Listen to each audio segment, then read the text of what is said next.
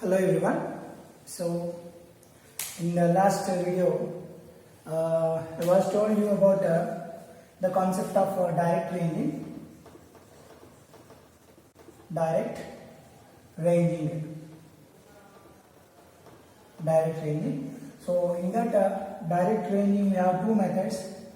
First method is eye ranging,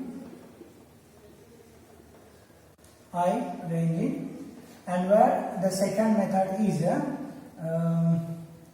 line ranging or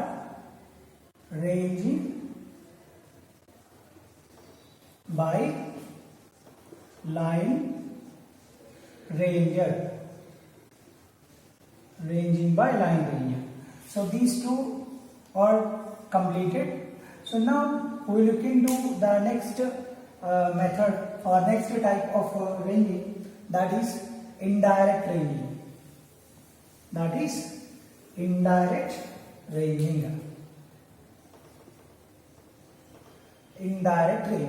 Okay. So whenever we talk about the concept of indirect ranging, so first we should see the possibilities of direct and indirect ranging. So as I told you that, so whenever we go for the direct ranging process, there the ground level is relatively flat. So wherever we have the ground surface is relatively flat, so there we go for the eye ranging method as well as line ranging methodology. So where we do not having any obstructions, or obstacles between any two stations, means starting station and ending station. So here I have one ranging rod, here I have another ranging rod. So in between these two ranging rods we are going to locate some new stations by directly or eye, and secondly is by using an equipment called line ranger. So in both the cases we will not talk about the obstacle, the concept of obstacle. Okay, and second thing is the ground surface.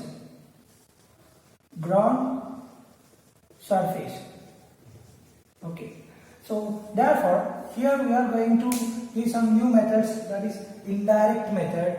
So where we are having not a proper ground surface, so where we are having some obstacles in the form of formations, formation of earth.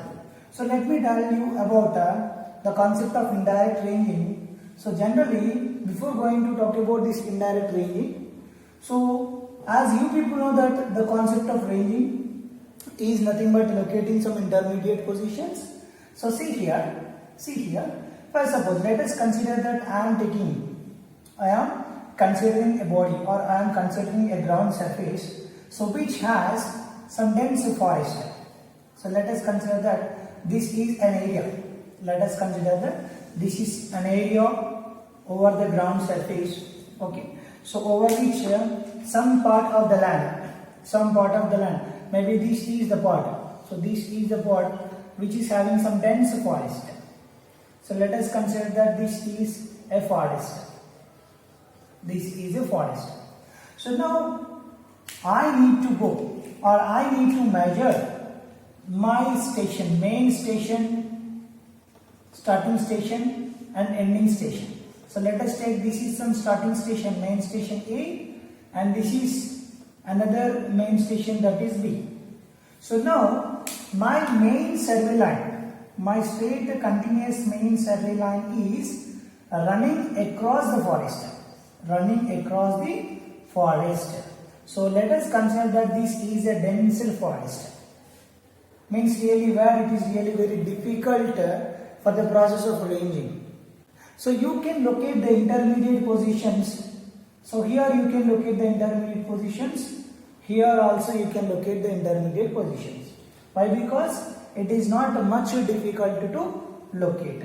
But whenever you want to provide, or whenever you want to locate some intermediate positions on the continuous survey line,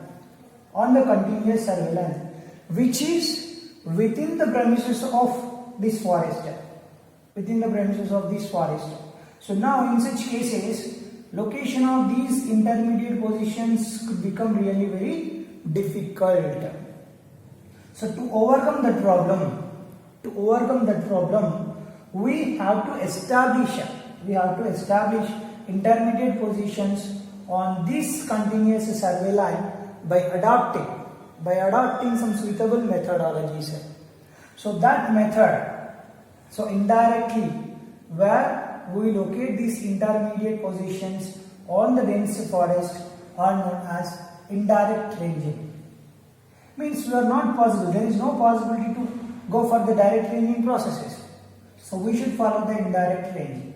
So there in such particular cases, we follow one method and we call that method as random line method. Random line method. Random line method. So this is one method. This is one problem. So let me talk about another abstractions. So this is here we have taken the forest. So in the next case, what I want to take is I want to take the general ground level. As you know, so this is the general ground level. Let us consider that this is the general ground level. Okay. So now this is my first station, main station on capital A. This is another main station. This is, so let us take this is on capital B, represent with that capital B. So now whenever you want to locate some intermediate positions, it is really very easy because it is relatively flat. But so let us consider that at some place, at some distance from the main station A and at some distance from main station B, so let us consider that there is the formation of earth. So there may be a possibility of having some formation of earth, means amendment. So simple heap, or this may be a hill. This may be a hill, or this may be some mountainous,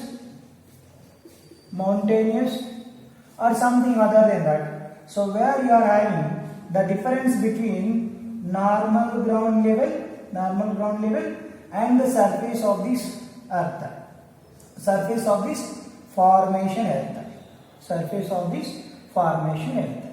So now in this case, since the ground level at main stations is different and ground level at the intermediate location to some extent of interval is different. So in such conditions, the position A or main station A may not be visible to the main station B, and main station B may not be visible from the main station A. So whenever A and B, both intermediate stations, are not visible, not mutually visible. So here the main stations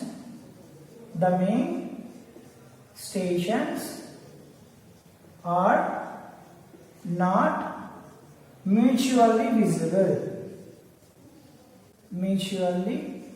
visible. Or simply where they are mutually invisible. So in such a particular condition, again we have a great task to locate the intermediate positions on the continuous survey line AB. Okay. So in such particular case, we take one method of ranging, so which will give us or which will facilitate us to locate the intermediate positions on this continuous survey line. So that method is known as reciprocal ranging.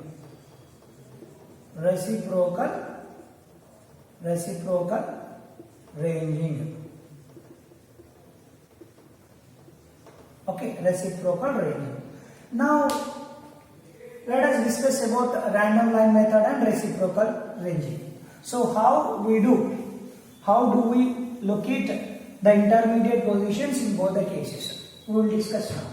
So first we will go for random line method. So in this you should remember that this is most suitable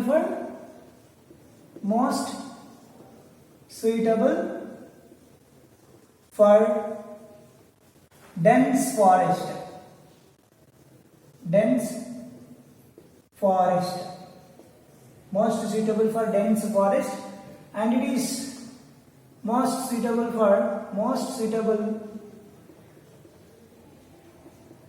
where earth surface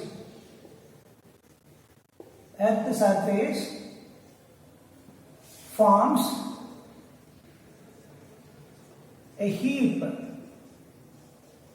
or a hill or a mountainous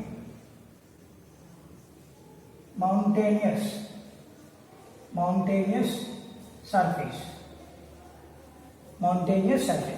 So in such two different cases we use these two methods, random line method and reciprocal ranging method. So now we will discuss how we do this first we will discuss the random line method, then we look into the reciprocal ranging. So let me talk about this random line method.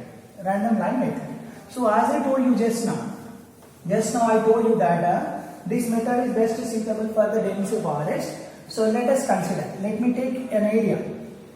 Let me consider an area. So let us consider that this is an area, okay, which do not have a proper shape, proper size and proper volume. So now it is totally occupied with a dense forest. So this is a forest. Let us consider that this is a forest. So which contain number of trees, number of boulders, number of stones and different types of creatures and so many different types of animals, birds and everything. Okay, right. Next, let us consider that our chain line is crossing the forest. So my survey was started here, and this is a continuous line. So this is a continuous line actually. So here I have my thing. So let us take, this is the station A, main station A, starting station, and this is the ending station capital B. So now what we have to do means, in this case, to locate the intermediate station on the main survey line, especially which is enclosed within the premises of this forest. So simple, what we have to do means, first of all you need to locate a point. So you need to locate a new station. Let us consider that here I am going to locate one new station. So here I am going to locate one new station. Okay. Such that from this new station, main station A and main station B should be integrated.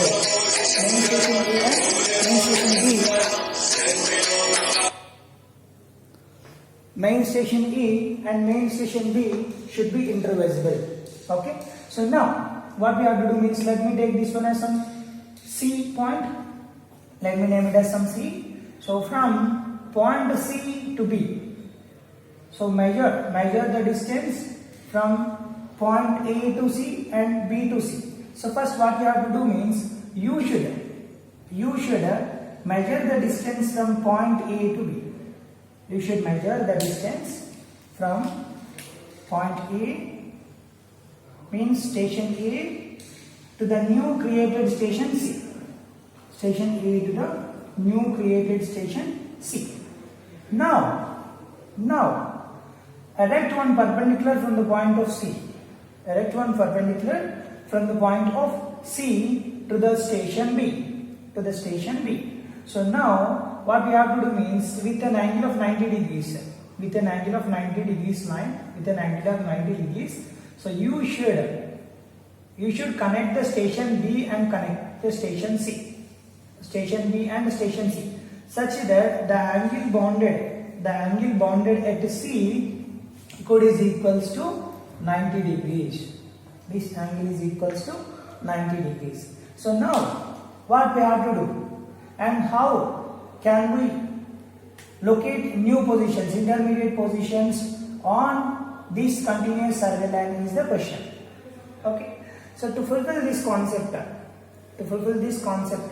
what we have to do means, so now locate some intermediate stations. As of now, you people know the distance from A to C. And you have measured the distance. This is chain. One chain. Okay, one chain. So from here, you have one interval. So again from here to here you have measured another distance. This is 2 chains. So let me take this is first chain, 1 chain. So like that. Like that. Locate another chain. So from here this is first 1 chain. So from here to here. From here you got another chain, that is 1 chain. So total 1, 2, 3, 4 number of chains. So here you have to highlight these positions. Position 1, position 2, position 3 and finally starting and ending. So let us consider that we are using a 20 meter chain. We are using a 20 meter chain. So therefore this could be 20 meter, this could be 20 meter, this could be 20 meter and this is also 20 meter. 20 meter. Okay. So now what we have to do means, as you people know the distance of A to C. You people know the distance from A to C and you people know the distance from C to B. You people know the distance from C to B. So let us consider that this is the distance that you have measured. This is the distance that you have measured. So let us take this is some x meter. This is some x meter. And the summation of this total 20, 20, 20, 20. Let us take this is some L meter. L meter, where L is equals to 1, 2, 3, 4. 4 into 2. 80 meter. Okay. So just take that it is L meter and it is x meter. So simply, so now you should write them or you should draw the lines. You should connect the points. So after plotting this in a map or after plotting this figure in a plan, what you have to do means you should draw the parallel lines to the CV. You should draw the parallel lines to the line CV. So draw the parallel line at on the line AC. So let me name this is some 1. Let me name it is some 1. Okay, we'll come from here. This is 1.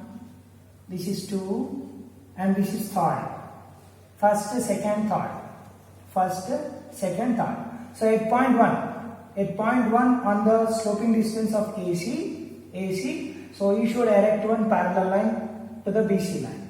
So erect one parallel line on the plan or map. Erect one parallel line like this. Okay.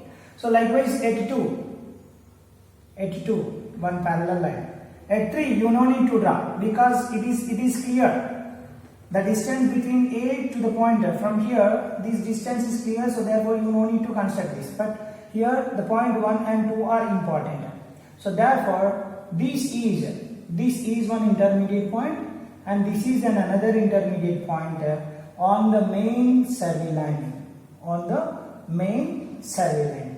And the distance from one station to 1 dash, let us name it as 1 dash station, and distance from 2 station to this is 2 dash. 2 dash station can be calculated by using similar triangle rules. By using similar triangle rules means the ordinates, the ordinates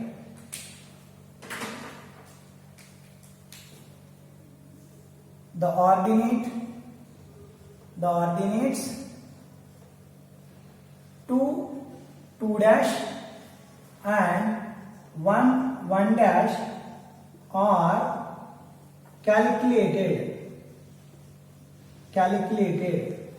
by using similar triangle rule. Similar triangle rule. Similar triangle rule. So as you know, so whenever you want to use the similar triangle rule, so you know this distance A to C and C to B. You know the distance of A to C and you know the distance of C to B. So simply what you have to do means by using the method of similar triangle rule. First suppose when you have a triangle like this, so these are all the ordinates. So now I am going to rotate this figure. So therefore this could be your A and this could be your C, this could be your B, this could be your B. Okay. So now from this, this could be your B and this could be your C from this figure. So A, C, B. So this is how A, C, B. Mirror image. I just drawn some mirror image. So now from this. So I have located that this one is some 1, this is some 1 dash, this is some 2, and this is some 2 dash, and you have the forest here, and you people have the forest here. So now you need to identify the distance of this ordinate. So this ordinate distance can be given by the distance BC divided by CA. The distance BC divided by CA is equals to 1 dash divided by 1A.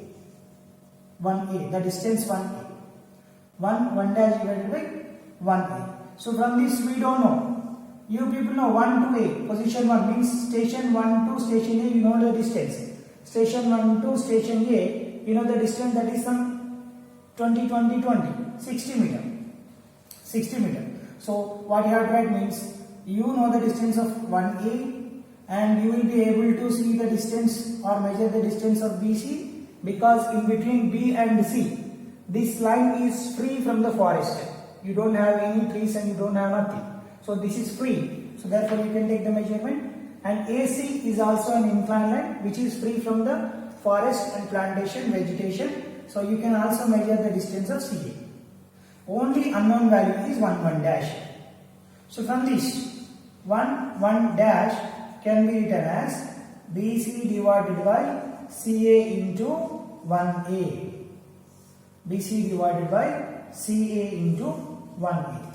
So this is how we calculate it. This is how we measure the ordinates and how we locate the intermediate positions on a continuous survey line. So now with the help of the distance AC and CB, we can also measure the distance of A to B by using the Pythagoras theorem. So where BA is act as hypotenuse, CA is act as adjacent, CB is act as opposite. So let me write the formula here. Let me write the principle here. So from this, let me write the principle. So here from the concept, so I'm going to write here that is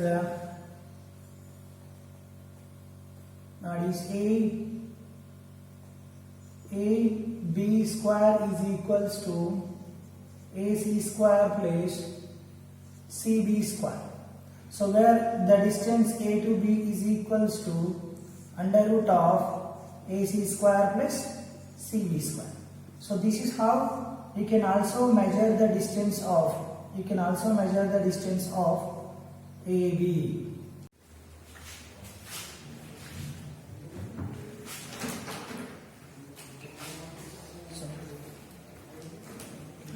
Now we will discuss reciprocal ranging.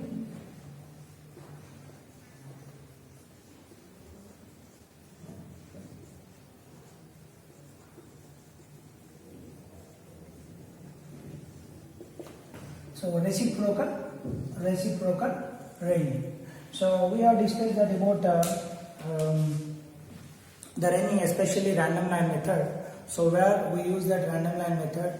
So wherever we have large means really very big forest, or when it is covered with some dense plantation and so now we will look into the reciprocal ranging.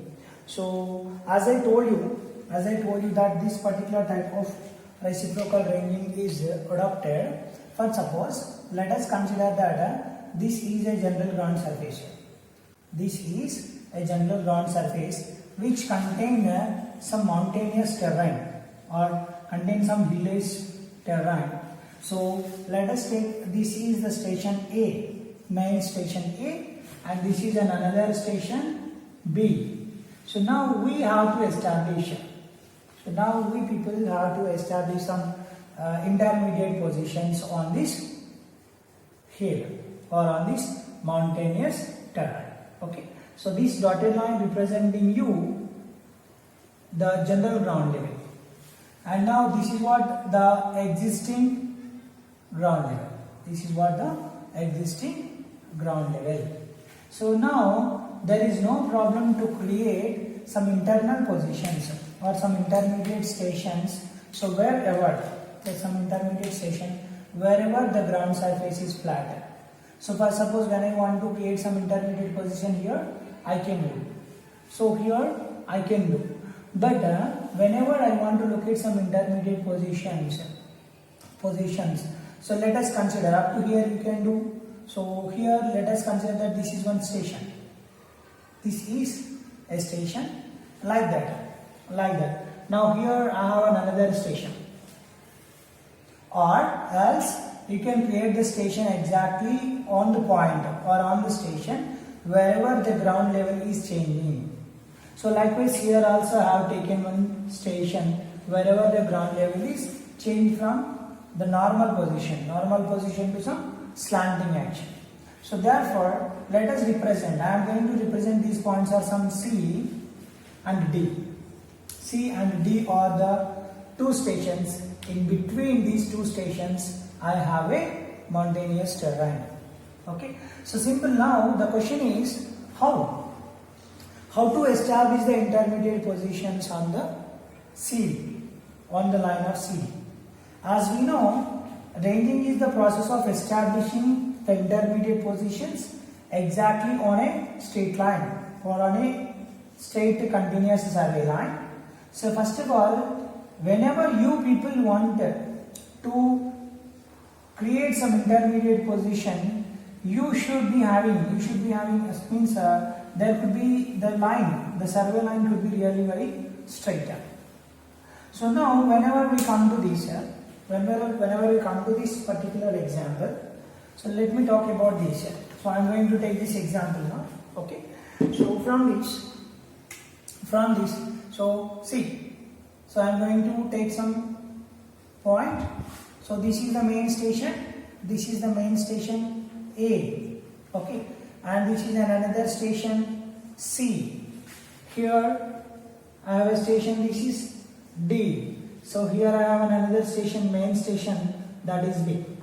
So whenever you want to connect all these points together, so the straight line that which is formed, going to be formed is a continuous survey line. This could become a continuous survey line. Okay, so this could become a continuous survey line. So constructing this continuous survey line to the point C, from station A to the station C is easy, and from station D to the station B is also easy, because the station A and the station C, these two are intervisible or mutually visible. So you can construct a straight line. So like that here, this D and D, these are also mutually visible stations. But when we come to the C and D, so if you stand at C and when you people want to see from C to D or from D to C, it is really very difficult. This is all because of the presence of the shade. Okay, so upheaval of the ground. So now from point C and D, I can say that these two are mutually not visible.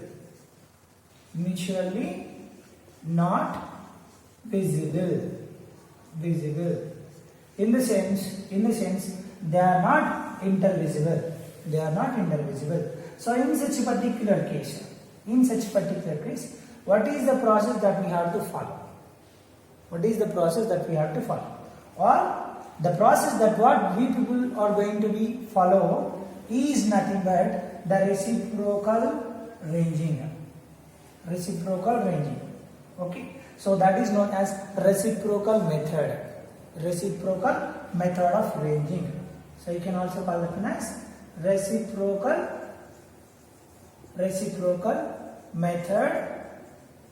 method of ranging. So this is how we call reciprocal method of ranging. So now let me see. Let me draw the top view of this key portion. So let us consider that this could be like this. So when you see it from the top, so let us consider that. So this is what the heap, or this is from mountain, or this is what the ground actually, which is having some upheaval from the general ground level. So from general ground level. Okay. So now to explain the method clearly, so let me rough it and we will discuss the portion. We will discuss how to do this. Okay. So now we will see how to do the process and so on.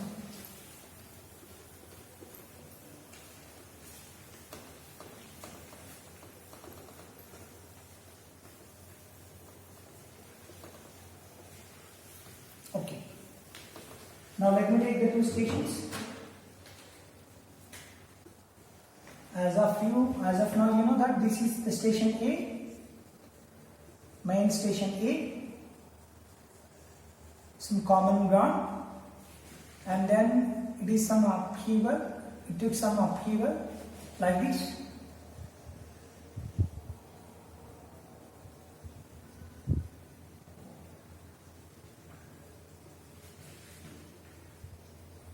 So here again I have a general ground level.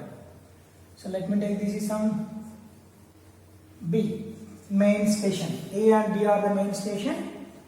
So I am going to take the two stations starting and ending point of this hill, and let me represent this is some C and D.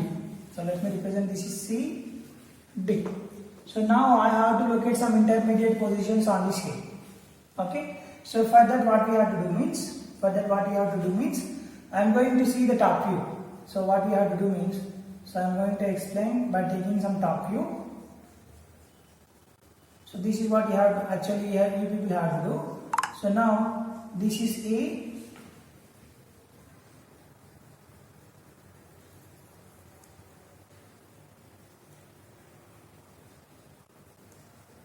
Here I have C.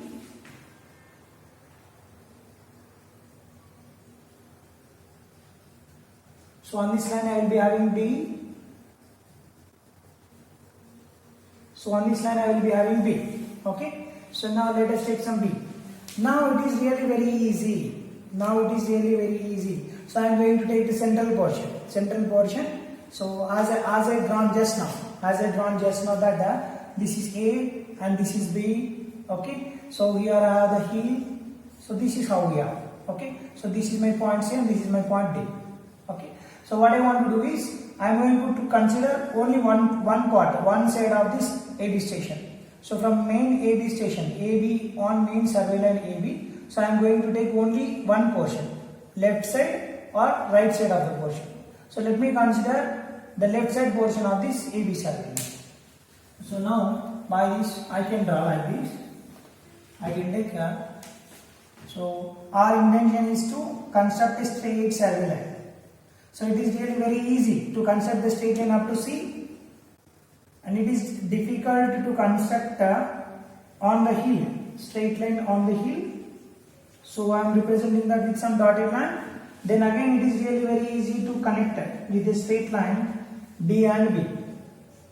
D and B station. B station, A station, C station and D station. Okay. So I am going to draw the top view now. So this is how actually the top view. So let us consider that this is how the hill has its top view. Right? Let us consider. So now what we have to do means, since C and D both are not visible, intervisible, we have to locate two new stations. So let us take, I am going to locate one station, some P, station P at some point, and the station Q at some other point. So let us take, I am going to take station Q at some other point. So here I have taken station Q. So you have to choose these stations P and Q on the hill, so whenever you observe from the P, from the station P, station D and station Q, whenever you see from the P, whenever you observe from, so such that so whenever we observe from point P, from the station P, from station P to Q and from station P to D, both are visible. And when you observe from Q when you observe from Q, so the station P and station C should be visible. So this is how we need to select two positions. So now we will go through the method. How we do this method, we will discuss now. Okay. So let me take up. So here this is the station C where the hill is initiated, and this is the station D where the hill is ending. So now we will discuss in between these two. Our final intention is to erect or is to give the positioning on the CD line. On the CD line means the line which is passing over the hill. So we must have to make it really very straight. So now what we have to do means first choose one station. So let us consider that one person is stranded at station P and another person is stranded at station Q. And these two persons holds one ranging rod. This person also holds one ranging rod with him. Now the person P who stand at the station P, or one person who stand at station P has to bisect or has to see the station D. He has to bisect or he has to see the station D such that the ranging rod located at D and the ranging rod located at Q, these two ranging rods should be on a same straight line. So this is how he has to make his side. And then the person who stand at P signal the person who stand at Q to move onto the line PD. So now the next person, Q person, start to move towards the line PD, and now finally he choose one point or he choose one station such that the ranging rod at P station. So let us name this station as some Q dash. Okay. So ranging rod at a Q dash station and a D stations. So these three stations should be on the same straight line. Now again the person who stands at Q dash calls the person who stand at P to move on to another line by constructing or by bisecting the point C. So now this person who stand at Q dash bisects. He bisects the station C. Now Q dash, the person who stand at Q dash is able to see the station P and the station C. So now he bisect or he see the station C. Now he signals the person who stands at P to move onto this line.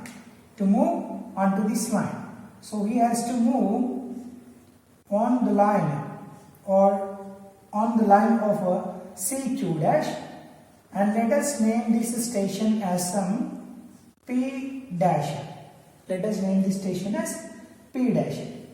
Now this P dash, the person who stands as P dash is able to see the station Q dash and the station D again. Okay. Now, so when you choose the point on the line C Q dash, P dash, C. So these three ranging rods, ranging rod at C, ranging rod at P dash, ranging rod at Q dash, these three are on the same straight line. Now, person who stands at P dash has to see again the position D, because from P dash, Q dash is visible and the D is visible. So now he bisects or he see the point D.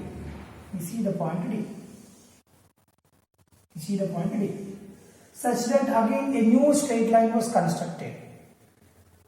And then signal the person who stands as Q dash to move onto the line P dash D.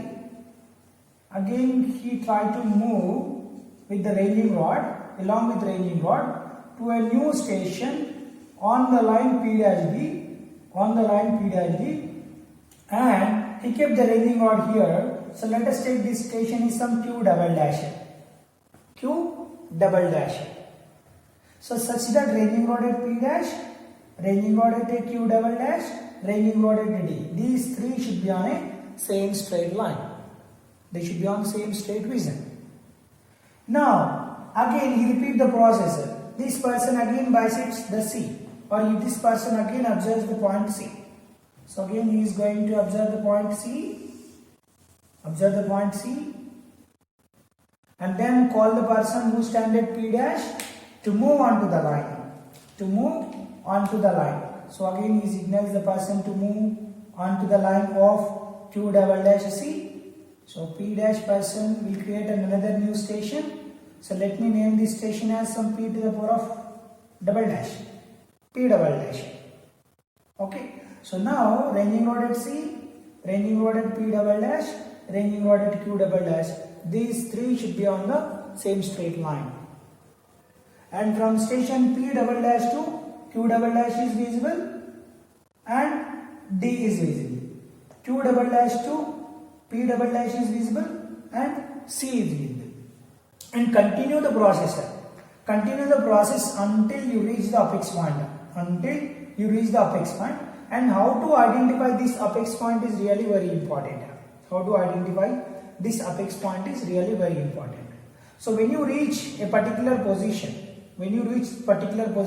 so let us name the positions as some P to the power of n and Q to the power of n. Let us consider P to the power of n and Q to the power of n. As we know that when we choose the position P and position Q on the hill, such that Q and D both are intervisible from the station P, and P, C stations both are intervisible from station Q. So we have done all this process. So when you reach some Q to the power of n station, from Q to the power of n station, P to the power of n and C stations both are visible.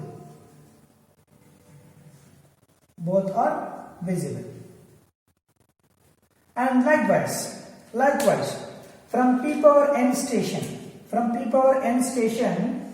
Q power n and D station both are visible. These two are visible. Okay.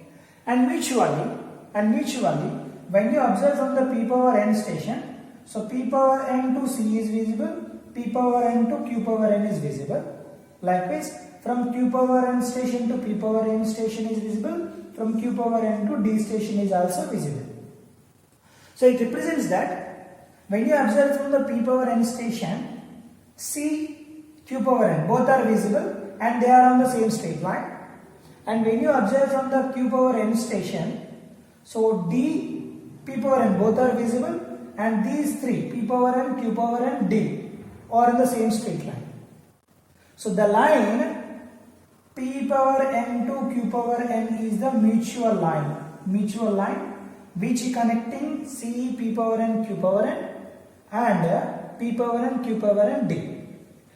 So therefore, by this you can say simply that now finally C, P power n, Q power n, D, all these stations are on the same straight line. Now all these are on the same straight line. So these P power n and Q power n, P power n and Q power n stations are intermediate stations.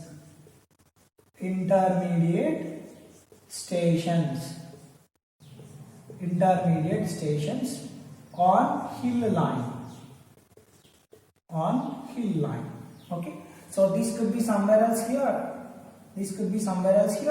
So here you have a ranging rod, and this is station P power n, and another station here you will be having one ranging rod. So this is your station q power n. Now all these stations are on the same straight line. So this is how we represent the intermediate stations, or how we follow the ranging process for a hill or some upheaval, when we get some upheaval as obstruction between two stations for the purpose of ranging. So this is how we achieve, and this method is known as reciprocal ranging. We call this ranging as reciprocal ranging. I hope that you understand well. Right? Okay, thank you for the session of this ranging, especially the method, random line method, and this reciprocal ranging method, and where we adapt this reciprocal ranging method and where to adapt the random line method, and what are the conditions to follow. So we have concluded in this lecture. So in the next class we will study the further topic, and thank you so much for this session. Thanks a lot.